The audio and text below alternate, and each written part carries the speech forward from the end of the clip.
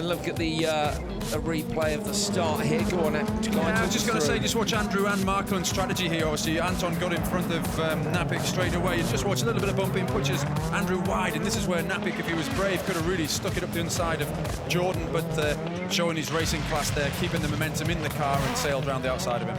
Yeah, nicely done by Andrew. This was when he went Joker straight away, so he obviously felt he had the measure of Markland. I think maybe if he'd got a better start, he wouldn't have lost so much time there, but... Right at the start there, probably what made Andrew's decision was that Anton actually bogged in the middle of that corner. His nose was tucked in, he had to steer out the corner, didn't have enough momentum, and that was probably Anton feeling the grip and not trusting it. He could have carried more momentum into and around the corner. And on the later laps, it looked like he did, because obviously he's done just enough, hasn't he, to hold on from Andrew Jordan. So will it be enough to drag those two up the leaderboard?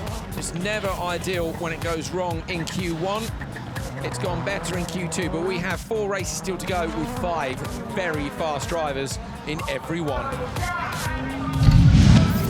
Okay, this was the restart. So Bennett was a bit tardy at the lights. Yeah, he was a bit lazy there, but I'm sure he'll work on that. But here, watch, Larson deliberately pushes Karai and says, no, I'm not having the problem into the second corner. I've had enough in the first.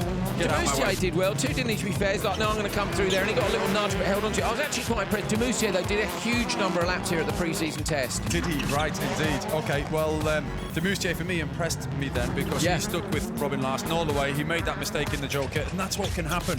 When you go in same lap, you have to have that skill and confidence. When you go into the Joker, you trust your driving skill and you hit your marks. So Demussier ran the car wide, but then you'll see he bogged down, he didn't get it away. And if you manage to see Larson's Joker, which you might do in a moment, he runs the car wide.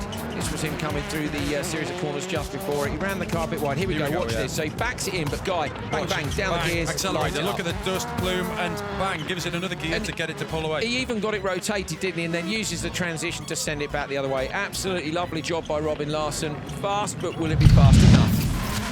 Yeah, here we go off the start. Obviously, we can see Kevin Eriksson on the inside and Jerome Grosjean in. He just gets there, squeezes ahead, good car length ahead.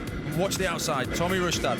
Here, has it go, gets slightly too sideways on the exit now, tries to come across, but Kevin Eriksson says, no, I'm going to put you on the outside, and I know I've got the tyres as security so I can squeeze you across into there if I need to. Has Rustad gone into there too quick, or has he got onto the gas too keenly?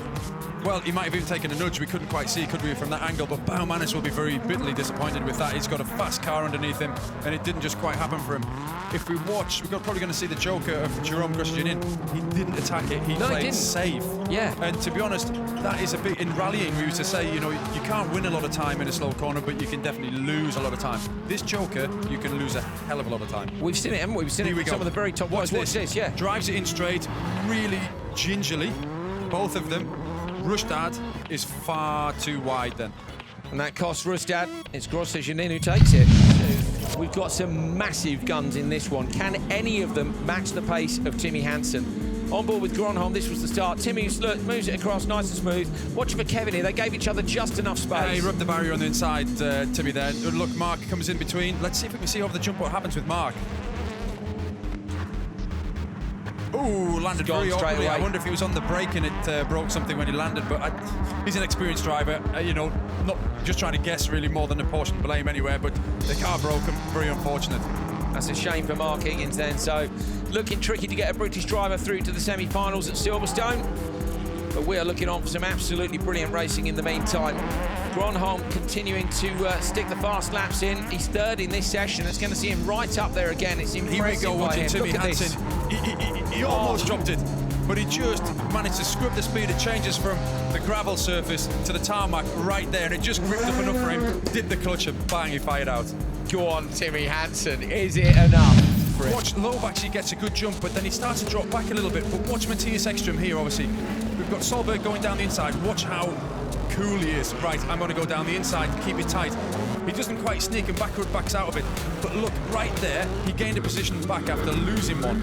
Yeah, really nice. Just kissed the barrier there. Very unusual for him. Bit of dust around, though. Backwards might have had a look into turn 2 if it wasn't Ekström, mightn't he? You know, with it being his team, it would have been a dangerous move. You're never going to make that on your teammate, are you? Think? Yeah, exactly. He would have done. Oh, yeah. Okay, Solberg's lap. For me... He dropped it there. Yeah, exactly. Too wide. He did get it back in, but he dropped time. He dropped probably, maybe not quite half a second, but there or thereabouts. Yeah, and it was the difference. So it might have been enough to see Solberg take the win, but it wouldn't have been enough to match the time of Timmy Hansen, would it? Absolutely not. And Timmy made a mistake himself, so yes. Possibly only a few tenths, but he made a mistake himself. This was the final lap. Super close between them.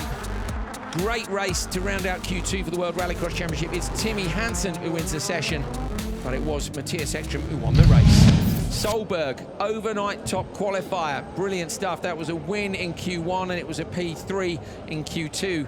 Matthias Ekström is second. Timmy Hansen is third. So we've got a Volkswagen, an Audi and a Peugeot overnight in the top three. We've then got an Audi, a Peugeot and a Volkswagen. The top six are again made up of the factory back drivers. Christopherson down in sixth, still hasn't won a qualifying session this year. Backward and Loeb looking good, but haven't had it go their way so far.